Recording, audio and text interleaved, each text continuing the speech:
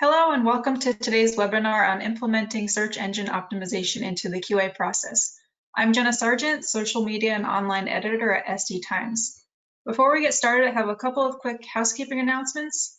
First, this webinar will be recorded and available on demand through the sdtimes.com website in about 24 hours. Second, if at any time you have questions about or during the presentation, you may submit them using the control panel's question tab. Agile engineering teams need to focus on delivering high-quality code at pace. However, ensuring releases don't negatively impact SEO often sits way down on the priority list. Today's webinar will go over how businesses can incorporate SEO into the QA process. Here to discuss this further is Cosmin Elefterescu, Head of Product Management at DeepCrawl, and James Lacey, Senior Technical SEO at DeepCrawl. Now to get things started, I'll throw it over to you, Cosmin. Thank you, and thank you everyone for joining this webinar. We will focus the next half hour to 1 hour on discussing SEO QA and discussing why this has to be a mandatory component in every successful testing strategy. Now, in order to understand this, we need to start by looking, taking a look into the past and to better understand how and why development and QA processes as well as methodologies evolved. I will start by looking at the overall development process, how it began in the 70s with the waterfall methodology. This methodology is basically a monolith specification in which all aspects of the work are defined from the start. Now, the development teams usually have to execute, and they aren't able to implement any form of change here. Usually in this methodology, the QA function is basically performed at the end of the development process and only covers manual functional testing. It's very rarely when it's a function that covers all aspects. Now, this methodology was successful initially because the requirements and software in general back then was quite simple. And the industries and technologies didn't evolve that fast. Like, imagine what kind of software was we used to build in the 70s, in the 80s, even in the 90s, right? The software was quite simplistic. Now, with time passing, software evolved, and the time between technology advancements compressed. Right now, we have technology advancements happening every month or every few months. Also, requirements are becoming more and more complex. Now, in order to remain competitive, companies had to react faster to change. They had to pivot mid-flight, and basically they had to become they had to respond more easier to that kind of change. Now, this is how agile methodologies were introduced. Although there are a lot of flavors to agile methodologies, the most common are the Scrum methodology, which is basically iteration based, right? Usually teams do it work in sprints of 2 weeks or 3 weeks. And you have also the Kanban methodology, which is more of a continuous flow. It's much more agile than Scrum. However, both methodologies enable you as companies, as teams, to pivot faster and to react faster. Now, together with the development process, the QA function obviously evolved, and today we perform not just functional testing, but also non-functional testing like installation testing, security testing, performance testing, and so on. Now, one thing to note is that based on the product and the team structure, testing can be performed through a combination of manual, scripted, and automated processes. Now, each method has its advantages and disadvantages, and yes, some types of tests can only be performed through a specific way. Like black box testing, for example, can only be performed through manual testing. You cannot program a software to test something that you don't know what's there, right? I assume that everyone is in agreement, however, that automated testing has to be part of the overall QA strategy because it saves time and also has the role of being a security blanket for each individual release. Now, there is, however, a category of tests which most companies perform manually with great cost, but should be performed automatically. This is a category of tests that has the potential of damaging a company's direct revenue or even its entire brand reputation. Would anyone care to guess what category of tests am I referring to? I'm gonna assume that everyone said SEO tests. And basically, I feel this is the next set of tests that should be performed as part of the overall QA strategy. They can cover anything from checking if a specific page returns a 404 and how long or short your title can be, or even to complex custom extractions. But for more on SEO on the SEO side, I will invite my colleague James to explain what SEO is and how it can basically help your company. All right. So, many of you are probably very familiar already with SEO, or at least have an idea of a vague idea of what it is, right? So, but for those of you that don't, I do want to kind of give you a little bit of an idea of how we think about it, right? So at its core, really, SEO is it's working on your site to help that site rank better in Google or Bing, if that's your flavor, if that's what you like to use. And this can help get more users to click on the site when they're searching. So just like this slide says, a large amount of your overall traffic does come from organic search. There's many different places that the traffic can come from, but organic search still makes up a sizable chunk of that. And so that's why it's something that we care about and we talk about, and we want to make sure it's added into that QA. So, just as SEO it's constantly changing. To me, it feels very much like a puzzle. SEO, we're often looking at updates that Google tells us about, and then looking at what sites are ranking, and that kind of helps us to get an idea of what the search algorithm is, really what's behind it. That said, it can change quite often, but there are still constants that we always have to worry about, and those are not having broken links. If you have broken links on your page, users can't get to the right pages, and bots potentially can't even find some of the content. And so that can be a big issue. Making sure that your pages are crawlable. You could inadvertently add a no index or no follow tag to a page. You could accidentally leave a line in the robots.txt that could prevent Google from even crawling them. So there's a number of things that could happen there. Making sure that your pages are secure, that's a big one, and Google is kind of pushing that more and more. And then also, having good content, unique content on your pages is going to be another huge benefit. So those are some of the things that are never going to change, or at least hopefully never change, within this puzzle that is constantly moving. There are those constants that we can actually test against, and that's really what we're working on testing here, whether you're doing manual or automated testing. These are the kind of things that we're looking for. So, any of these, like I had mentioned, any of these things could have a huge negative impact on your SEO program, but hopefully we can prevent that. And so with that, I kind of want to bring up our first poll question. We've got a couple for you, so hope you're ready. And that is, how do you currently work with your SEO teams when releasing new code?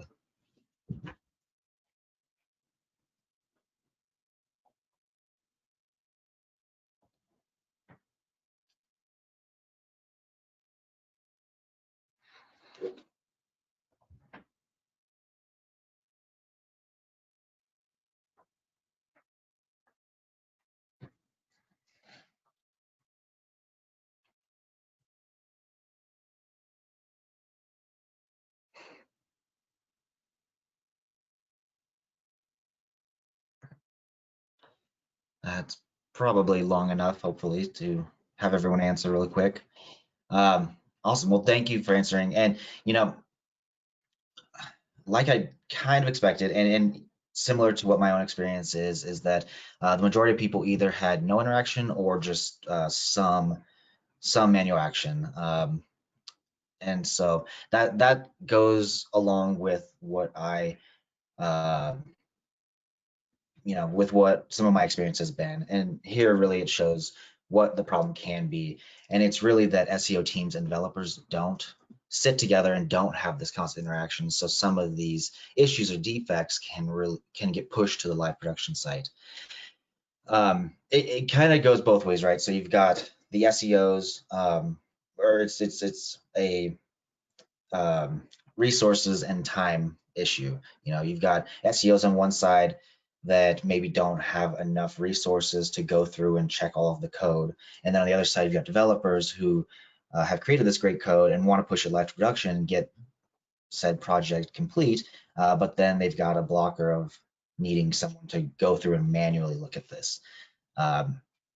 So like I mentioned before, this can create that issue. Cosmo, if you could jump to the next slide. Oh, that was not my slide. The one before, no problem though. But that really can create the sudden, loss of traffic. It can hurt the rankings. It can do everything, or it can have major negative impact on your site. And so, having a more cohesive team can really help. So, Cosmin, really, from your point of view as a developer, what do you see, or what would you recommend as having an SEO as part of that Q&A strategy? As past developers, I was a developer in a past life, but yeah, as most things in the development world, a lot of components are usually shared between multiple teams. But at the end of the day, SEO, right, is becoming mandatory to the success of a website and to the success of the company, and it has to be included in the general QA strategy. There's no question about this. Now, doing this will enable focus organizations to basically build successful testing strategies around all the tests that are required to be performed in order to mitigate potential issues. Now, this strategy should be part of the overall QA strategy, and similar to how the security strategy and the security tests are defined together with the development teams, together with the security teams. These tests have to be defined together with the SEO team. Now, in essence, SEO QA is basically the process of automatically checking your releases against potential defects that will impact your website search engine performance. Now, practicing good SEO QA will help protect revenues, and it will act as an insurance blanket. Also, take into account that doing this, automating all these tests, will also reduce defect fixing costs. Right. So imagine what happens if you have if an SEO defect is introduced and released into production, right? Let's say you do a release sometime, I don't know, mid-January, and you release that defect. Now, compared to regular defects, it usually takes a lot of time to identify SEO defects. It's not like something which you can identify on the spot. It's not something that impacts the overall functionality, a button not working, or a field not working, or the page not loading, right? This is a more subtle type of defect. So it takes time, and usually it can only be spotted after the search engines re-index the site, and re-indexing the site can take a few weeks, up to a month, maybe 6 weeks from that initial release. Now, during this time, usually development teams do multiple releases. Imagine you're working in a Scrum environment and you have 2-week releases. It's going to take at least three releases until it gets crawled, right? And even after it gets crawled, you're not going to notice this defect immediately, because it gets re-indexed, and then you start noticing traffic dropping. You start noticing, obviously, revenue dropping if you don't have visits on your website. So then you start looking into that behavior. Right now, looking into that behavior usually means you have the SEO team, your marketing team, your QA team, maybe the development team, starting analyzing the website, starting looking for potential defects. In an ideal world, these teams would at least work together. in a non-ideal world, in the world that we're currently living in, these teams are usually disjointed, right? So you have the SEO team scrambling to find a solution to this. You have the marketing team trying to find a strategy to mitigate the loss of traffic. You have the development team trying to fix that bug that was introduced, which usually is buried under multiple layers of code. And by now, you also have dependencies on the code released months in the past. Right now, let's assume you find the fix, you manage to find the fix, you build the new code, and then you release the new fix, right? Problem solved? No, not really, because even if you fixed that problem, that doesn't mean you're going to get the traffic back. You still need to reinvest money into reacquiring customers, and you also have to take into account both the opportunity cost that was spent here, instead of doing the SEO team building a new strategy to attract more customers, the development team building new features. No, you had to scramble on fixing this. You also have extra development costs because you need to fix it, and then you need to do another release, and you also need to mitigate all the code that was released from that initial release up until now, right? Imagine how cool it would have been to actually catch this before it goes into production, right? It would have been just business as usual. No extra costs, no extra time spent, and no drama. Just another day literally in the office, right? You have the code, QA find, the QA processes find that defect, and then gets pushed back to development. Developers fix it, and gets released in a single release. Good code, right? Now, you could think that that's a worst case scenario, the one that I've presented. Well, no, imagine if a company doesn't have an SEO team, and their development and QA team doesn't know best practices for SEO, right? It's very rare when someone from a QA background knows SEO. It's not basically, it's hard to encounter these skills, right? What do you think would happen in this instance? What do you think, James? Am I right in saying companies need to basically bridge the gap between SEO and QA? Yeah, and coming really from SEO standpoint, I would hope that there's no sites out there that are completely in the dark when it comes to SEO. But you're right. There can be a lot of additional costs added to some of these fixes, or you could. There's definitely examples out there where people have done things that have caused major harm from SEO standpoint to their website, and they've had a hard time coming back, I guess. It's a good way to put it. And so that's really the idea here is, if we could prevent these from going live, so that Google doesn't crawl them, because for larger sites, Google's crawling your site every single day.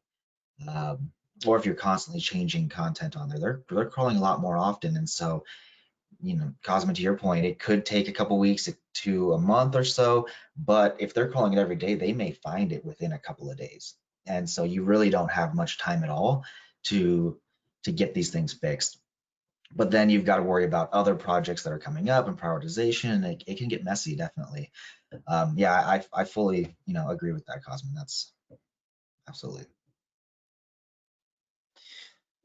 Awesome. Now, obviously, when you say good SEO QA, when you say testing for SEO defects, you would imagine that this should be done by the SEO team, right?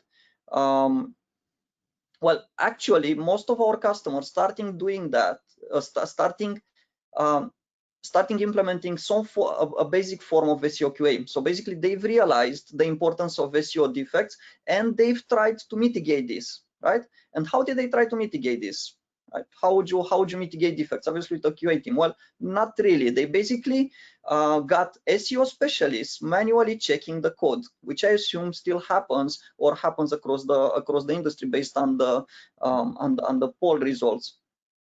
Now, doing this generates a lot of laborious and usually non-challenging work for a team that should actually be focusing on strategic initiatives that increases revenue, right? What companies should have done is ask the team that is best equipped from a skills perspective to handle testing, which is the QA team, and basically empower them with tools that would enable automation and which provide full clarity to a defect an SEO defect even if they are untrained, right? SEO QA doesn't have to be a chore. It really doesn't have to be a chore. It has to be a mandatory part of every successful QA strategy. Yes, I totally agree on this. And it also has to run silently in the background. It has to be fully integrated with the rest of the QA and release practices, right?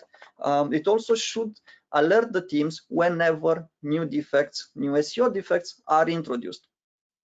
Now, James, what's the current status? How is SEO QA handled, and what are the challenges you've encountered as an SEO? Yeah, you know, like you were just saying, SEO isn't always part of the deployment process.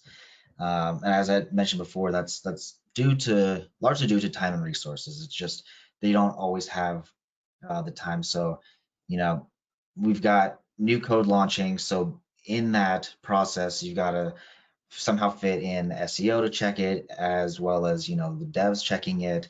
And so there's a lot of steps that can really increase the amount of time between code getting completed and code actually getting launched. And that's something that nobody really wants. You know, you don't want to just kind of sit on your hands while all these things are going on. Not that you would. I'm sure there'd be other projects to work on, but then have to, you know, come back to it after all these checks have been done to fix anything that was found or whatever the case may be. And you know, I've worked both agency and in-house. And in-house there can be issues because there's not as many resources normally for in-house, and so you, as an SEO, you're spread across a bunch of different teams, and so you don't have as much time to look at every single piece of code. And then from an agency side, there can often be a lot of, you know, red tape or steps in the way between the developers and an agency SEO, someone who's not in-house. And then that itself can also cause a bunch of issues. I mean, looking at the slide here, you know, why it matters more than ever is think about what time we're in right now. People aren't going to stores as often. They're at home, they're searching the internet, they're looking for things that they want, whether it be like a new shirt or if they need some trimmers so they can, you know, handle this beard that they've got going on. You know, those are the kind of things that people are looking for online. And so if you do introduce a issue, you know, or defect that is going to cause harm to your SEO, it can really harm you or really put you behind some of your competitors. And so what we're kind of talking about really is that's the purpose of this automated QA. You want to make sure that you are able to continue to adhere to these SEO best practices while making it as easy as possible. And so we've got, you know, the tests and the metrics that we're kind of looking at. So really, Cosmin, I think you should probably speak to some of those metrics. Yes, thank you. So I wanted to share a few metrics that we gathered over the past few months from our customers that are using Automator. And basically what Automator is our purpose-built product that defines the SEO category, that helped us define the SEO category. And it's a product that can be fully integrated with any CI pipeline. And it automatically performs more than 160 tests whenever new code is released. Now, if it detects a defect, it can basically stop a release. Obviously, you have a lot of flexibility in configuring this. And it also sends a real-time notification, right? We have a Jira integration, we have a Slack integration. It does all that. Now, Automator is simple, it's subtle, and it's extremely powerful, right? Now, back to the metrics. I've picked for this exercise, I basically picked the top 5 customers in terms of usage. And I've looked at the last 31 days.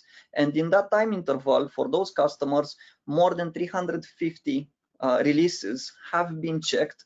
And on average, 20% of them, 19% of them had one or more SEO defects. Now, if we expand the time interval and we look at the last 6 months, more than 30,000 tests have been performed across those same 5 customers with the same average of failures. 19%, right? And you might think for yourself, and it's like, well, 19%, it's a big number, but it's not massive, right? And it's maybe something which I can mitigate. Now, take into account that that is just an average. Some of our customers have more than 50% of the releases contain one or more SEO defects. That's 1 in 2 releases. Would you risk this?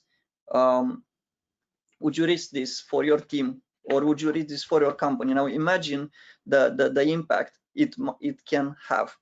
Now, if we look at the customer demographic, who would benefit most from using Automator or by generally implementing SEO QA?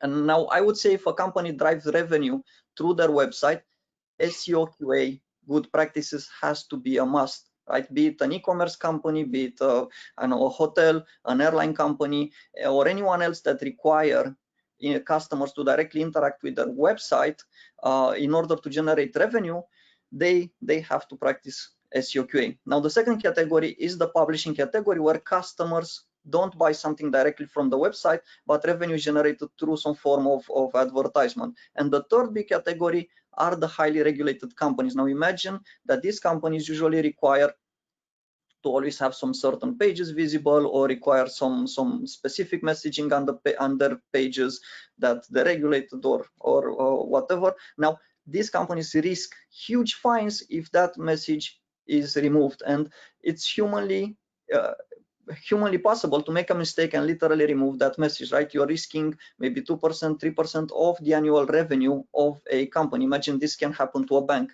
Imagine the fines there, right?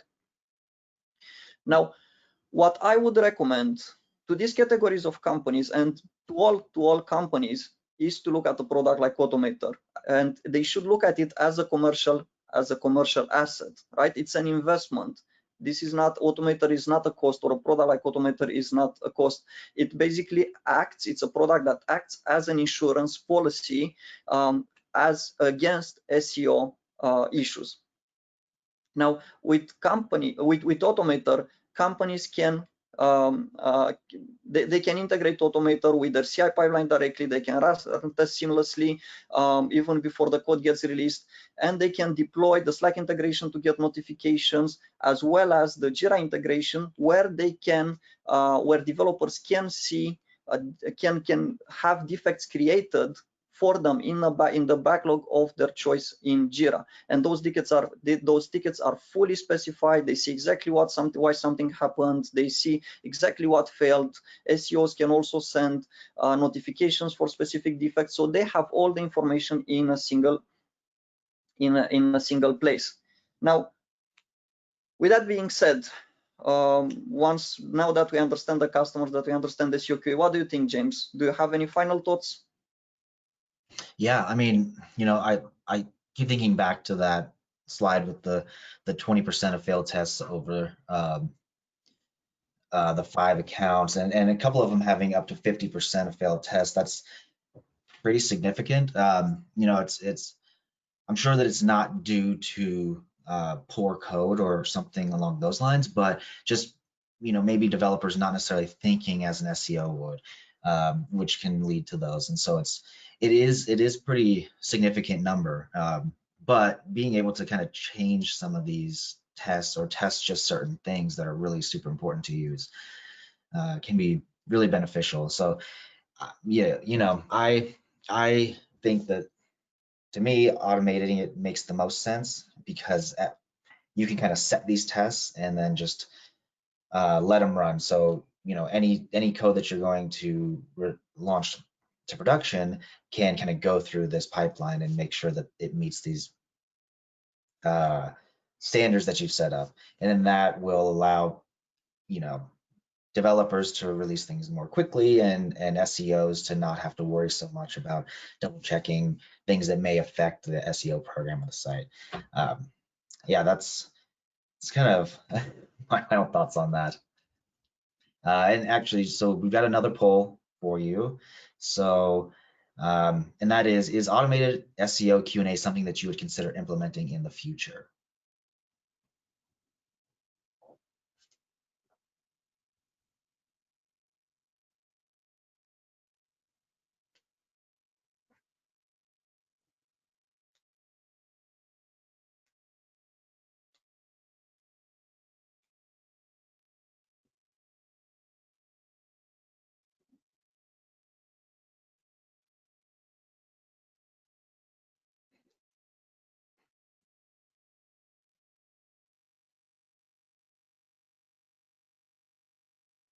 gets very quiet during these polls.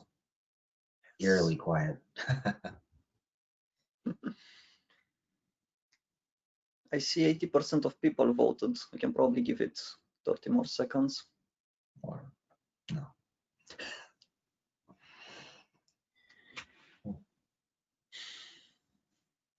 I think you're up. Yep. I think we're good. So we have 80% of people voted. 38% said yes, 63% said maybe. I would definitely want to hear more from everyone that said yes, and I would be extremely interested in trying to understand why you wouldn't want to implement SEO QA as part of the QA strategy. So with that being said, before we discuss next steps, are there any questions?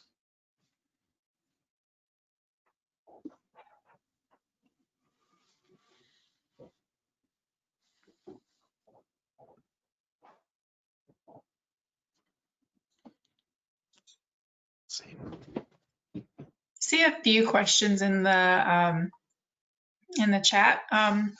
One of them is, does an implementation precede production? That would make defects found during production 6 times and often much more than those found during implementation. Yes, that's right. This is exactly what I meant, right? Implementation and development obviously does precede production, and catching a defect in that implementation phase, in that development phase, in pre-production, on a staging or QA environment would alleviate a lot of that 6 times cost of fixing a defect when it's already found in production. I hope this answers the question. Another is, what is your opinion for SEO when your industry refers to one term and customers do not use that term? For example, MSP versus computer support. Yeah, that is a common problem. So we'll, yeah, so that's really where your content team comes into play, and they would be able to figure out the best way to possibly get both of these phrases on. But that is often a topic that we discuss, is what should we use, an industry term or should we use something that people know? And oftentimes we want to go, I would say, with an industry term, because those are likely the people that are going to be looking up your content, so they're going to be searching that same way that you would think. But that is a very good question and often debated. This other question is, why not have normal QA with SEO specific test cases instead? Yes, so that's basically what SEO QA is. It's automating those tests because it's easier to have them automated. You have greater control and you make sure that you perform all the tests when you should. And basically this is what exactly Automator does, right? Automator is a tool. It's like using Selenium for other QA practices or using other tools in order to check the performance. Automator is a tool that helps your QA team to implement those SEO tests, right? Otherwise, you would have to upskill and train the SEO team, and James probably can explain how tricky it is to actually learn SEO and how fiddly it is and how many edge cases there are in SEO.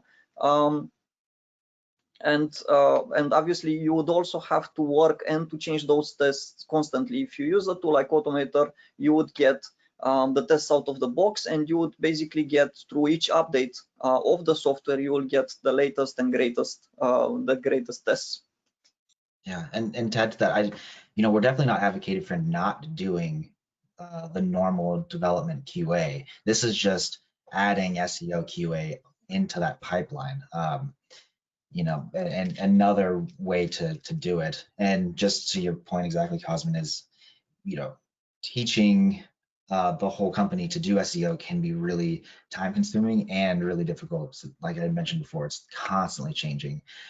So yeah, this is like kind of an add-on to doing your actual code QA that you would normally do. Another question is, how much time and effort does it take to set up Automator? It's usually seamless, around half an hour.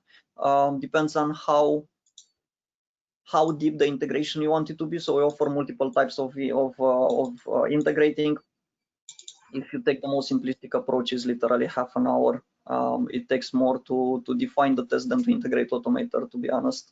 And by taking more, it's pretty easy, that part also. One of the other questions is, what kind of CI/CD does this integrate with, and does it integrate with Jira? Yes, it fully integrates with Jira, comes straight out of the box, and it integrates with any CI/CD pipeline we offer. So we have a comprehensive API. Basically, the product is built on top of an API, so you can integrate through the API. We are working on custom modules for the more popular CI pipelines, and we also provide an integration script, which basically just has to be triggered. So there's multiple ways in which you can do it, but it basically works with any CI pipeline.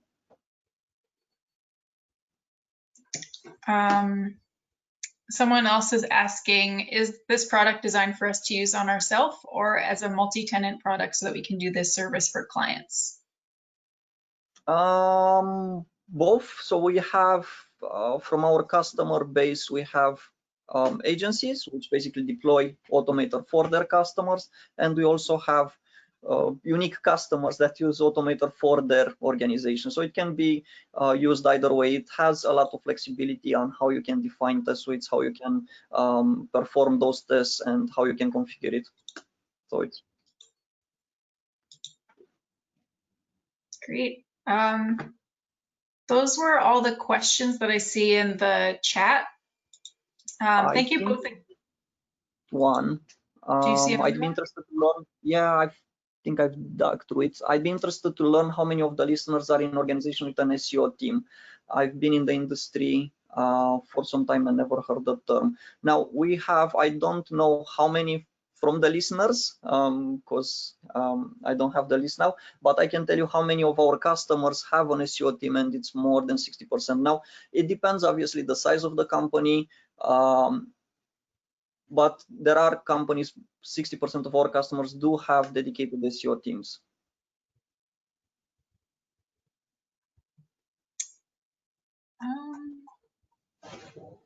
Awesome. Is there anything else that you wanted to add after these questions? Yes. So obviously, thank you everyone for attending this webinar. I hope you found it useful. Now, if you want to learn more about Automator, please do request a demo. If you want to chat about SEO QA, if you want to chat about best practices, you can take the same path, or you can add me on LinkedIn. You can add James on LinkedIn, and we can have a conversation there. Also, please do remember to save the date, November 18th. This year, that's where our Deep Crawl Live, our annual summit, will take place, and it's going to be a full day where we're going to discuss driving growth through digital optimization. Thank you all. Save the date, add us on LinkedIn, request a demo. Hope to hear from you soon. Thanks, everyone. Thank you. Thanks you both for a great presentation. Again, that is Cosmin Electorescu, Head of Product Management at DeepCrawl, and James Lacey, Senior Technical SEO at DeepCrawl. I'd also like to thank DeepCrawl for sponsoring today's webinar, as well as the attendees for joining us.